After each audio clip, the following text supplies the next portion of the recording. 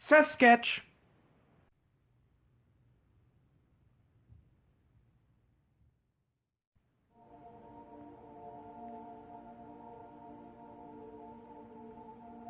In the beginning there was darkness, but then, kapow! The universe took form. Well, maybe kapow wasn't the right noise for it. It was more like kablooey or shazam. But anyways, from nothing came everything. And here's the part of the story where I could tell you the entire history of the universe. But the truth is, that stuff is really boring.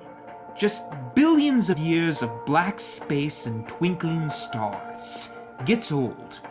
So instead, we're going to skip forward 9 billion years to the formation of the Earth.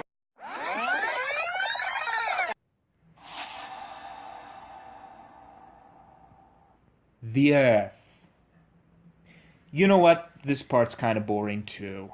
Rock, magma, microorganisms. Let's fast forward again. Alright, a little bit more. The Cambrian period, the Triassic period. Oh, here we are. The Jurassic period. Now this is what I'm talking about. Giant lizard monsters battling other giant lizard monsters for dominance of this planet. Hell yeah! But you know what? We might have to skip this part too. I know. How could you skip the giant monster lizard battle? But after 145 million years of it, it gets really repetitive. So, skip.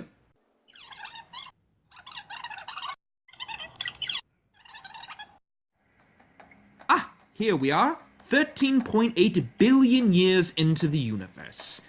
Now, I realize that's a lot of time to skip. But trust me, you didn't miss anything.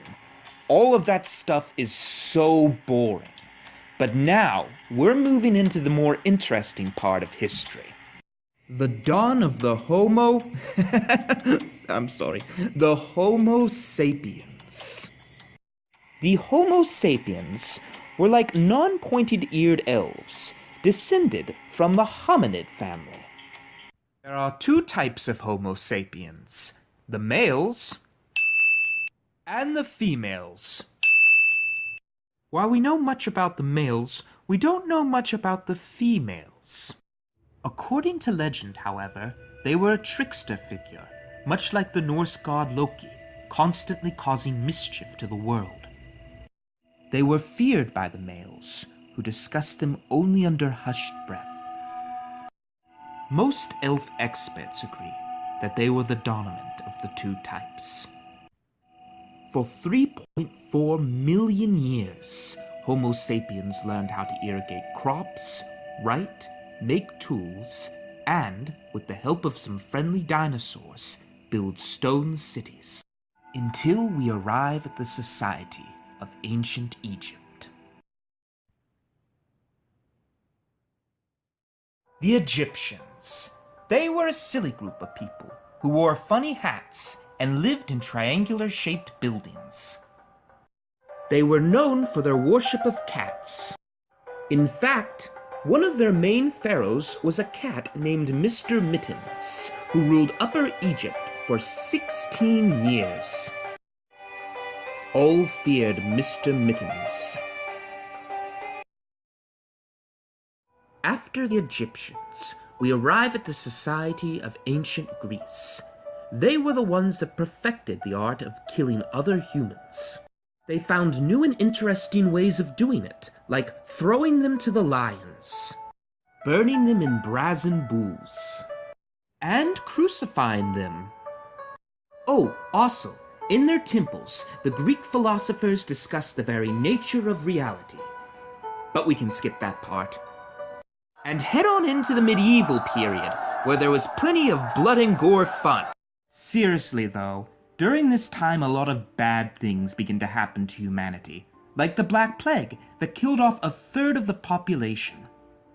Humans tried everything to get rid of this disease, like rolling around in their own feces, and doing whatever this is. But then one day, for no apparent reason, it just disappeared, and probably won't happen again. Another unfortunate event that was happening to humankind were that a lot of creatures from our world were coming in to eat them. For instance, dragons, giants, and actually, you know, they might have made these creatures up. Or at least, I hope so. Ugh. Oh, and finally, I should mention that during this time, the explorers arrived on the New World. And they accidentally brought the smallpox with them, killing thousands of Indians. So, whoops! Mistakes happen. Anyways, there you go. That brings us into the modern period. And who knows where humanity's headed next. And now it's time to grade the universe! If I were to give the universe a grade, I'd give it a 67%. Not bad, but definitely in need of some improvement.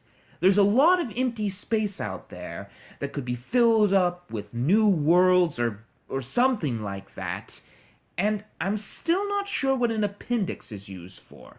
But still, good effort, and I can't wait to see what's in store next.